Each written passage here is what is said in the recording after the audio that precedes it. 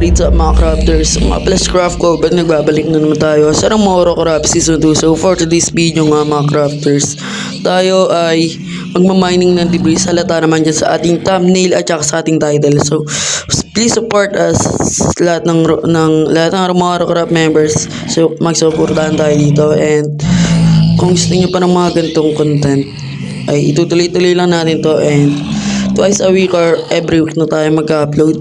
So ayun nga, dito pupunta nga tayo ngayon ng shopping district. So kaya tayo nandito sa Piglin Farm. Okay, naninibago kayo sa Piglin Farm. Ginawa namin to off cam ni Yael. So ayun. And kung nagtataka nga kayo mga crafters kung bakit di ko ni-record to, so isa lang naman ng reason dyan. Sobrang dami namin ginawang at tinry na killing chamber dito. Kaya hindi ko na sinubukan pang i-edit kasi ay i-record kasi nga sobrang tagal na ito kung ni-record ko pa. So ang dami namin pa ulit-ulit na sinubukang ilang araw din namin to, 2 days kata namin to kasi bago pa lang kami sa paggawa ng Piglin Farm sa Java, Java. So ayun, efficient naman nung natapos na namin. So kung gusto niyo matry itong killing chamber na ginawa namin, kaya sila ng auto kill dahil sa 24 minecart dito sa mga trapdoor. So kung gusto niyo gayahin to, kay Ilmango lang namin to ginaya. So ayun, ganda din yung killing chamber ng Piglin Farm ni Sly dun sa Kada Craft, ni Kuya Sly dun sa Kada Craft Season 5. So ayun, yung kay Sly binago niya lang na unti, pero efficient pa rin naman. So ito, ewan ko kung kasing ganda ba ito ng kaila Sly. So ewan ko lang, pero kasi naka 100 level tayo ngayon. Kung makikita nyo, ayan 40 minutes. So 100 level kagad tayo 40 minutes ago pa lang, simula nung nag-AFK. So ayun, 0 to 140 minutes. So efficient na din naman, no? And ngayon pupunta tayo na shopping district. Kuha tayo ng mga enchanted books dun sa sa shop natin. Gagawa tayo ng pickaxe and gagawa din tayo ng shovel na malupitan. So tara na, let's go. Andito na nga tayo sa malupitan nating shop mga crafters. So ayun, kukuha lang tayo dito ng mga enchanted books, and gagawa tayo ng malupitang pickaxe na may silk touch at shovel na may silk touch na malupitan din. Parang si Kuya Malupitan lang. Bossing, kamusta bossing? So ayun nga, kuha na lang tayo dito ng mga enchanted books, and gagawa na tayo ng malupitang pickaxe para si Cash G lang. Sheesh. So tara, kuha na tayo dito ng mga enchanted books para sa malupitan nating pickaxe at saka silk at saka shovel. So tara na, i-enchant na nga natin yung mga malupitan nating pickaxe. So ayun nga, tara, enchant na natin itong malupitan pickaxe. Ba't diamond yan? Unlag, gagi, unlag.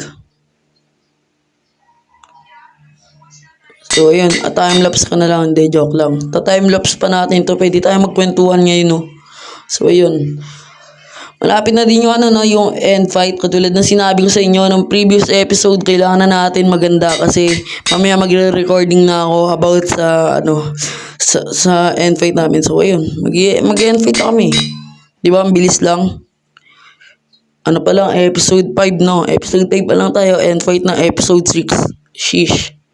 So ayan, tara, enchant lang natin to, and hanap na tayo ng debris. Update ko na lang kayo pag nandun na tayo sa pagmamining, kung saan tayo magmamining ng debris. So dito nga tayo magmimina ng debris, and magpapapatay na lang tayo. And may dala din pala akong fire resistant ngayon para kung sakaling tayo laglagan ng lava, diba? Alam nyo na yun, something lava ba? So ayun, sana kahit pang full set lang makuha natin. Next episode ko na lang papakita paggawa natin ng netherite armor, pero papakita ko sa inyo pag mumina. So ayun, bed nga pala yung gagamitin natin pang mina. So sana hindi masira natin armor natin kasi hindi ito naka-blast protection lang to. So ayun nga, ayun, magmina tayo dito ngayon gamit yung bed. So time-lapse, papasok ngayon yung time-lapse syempre. Pero mamaya pa sa inyo. Mamaya pa tayo magta-timelapse. Excited kayo masyado, parang ayaw nyo ako naririnig eh. So yun, tara, pasok mamaya yung timelapse. Mamaya na yung timelapse. Masyado nagmamadali yung timelapse, hindi naman yung nagmamadali eh. So yun, tara. May sila, uy, yun o, diba sabi ko sa inyo, mamaya na yung timelapse. Mayroon dito debris eh. 3 kagad oh. Paswerte natin oh.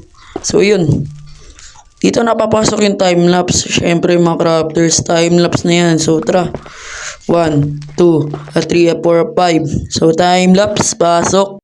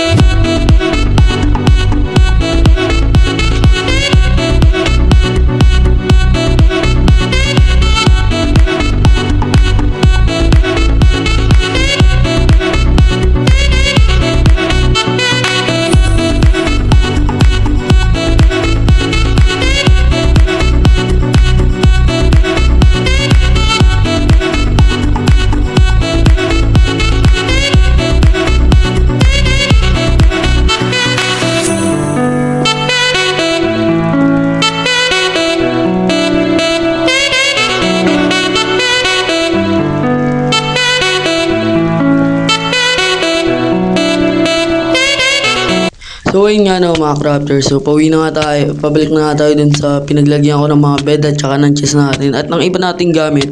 So ngayon, kakrap tayo ng chest, ng ender chest. Then magpapapatay tayo katulad lang ng ginawa natin noong nakaraang season nung naghanap tayo ng elytra. So ayun. Then next episode next episode maghanap na tayo ng elytra. So sorry kung may mga naghintay ng natin diyan ng mga ibang ng one block sky block. So itutuloy ko na talaga. So may mga kasama na tayo sa paggawa ng one block sky block series natin. So gagawin ko na lang siyang series, ayoko na ng 100 days. So ayun. And sa survival world naman, gagawa na din ako ng 100 days. So abangan nyo yan. Tagalog version naman. Kung may marami kasi ako nakikitang maraming ako nakikitang 100 days in Minecraft na na English or Spanish. De joke lang. So ayun, lagay lang natin yung mga gamit natin and papapatay na tayo sa labas. So lagay din natin itong mga totem natin. So ayun, lalagyan natin yung and sayang lang pala itong mga lags na binili natin pero okay lang yan kasi magre-restock naman ata si Kuya Yael nyo. So ayun, kaya okay lang yan. So ito, lagay natin yung bow natin pati itong mga diamonds natin and syempre wag natin kakalimutan yung food at saka yung armor natin dito. So pati itong totem na suot natin. And ayun nga, next episode na tayo, Ender fight na yung i-upload ko. So kung nung nakaraang season hindi ko na-upload yung Ender fight, ngayon ma-upload ko na. Sigurado ko na yung yung storage ng cellphone ko. So sa mga susunod na season, sa mga susunod na taon, baka naka-computer na ako. Nag-iipon na din ako pambili ng computer para mas maganda yung quality na napapanood nyo mula sa atin mga crafters. So sa mga gustong magmina dito na mga Rumoro Craft members, mga crafters, mga ka-crafters natin dyan, may mga iniwan pa ako dito bed sa mga chest. So yan, papapatay na tayo mga crafters. And ayun nga, para makauwi na din tayo. So siguro dito nga na tatapusin mga crafters. Kung nag-enjoy kayo, please like this video and subscribe me. And don't miss out na i-click ang notification bell para updated ka sa aking mga bagong video. So sa susunod na lang ulit mga crafters.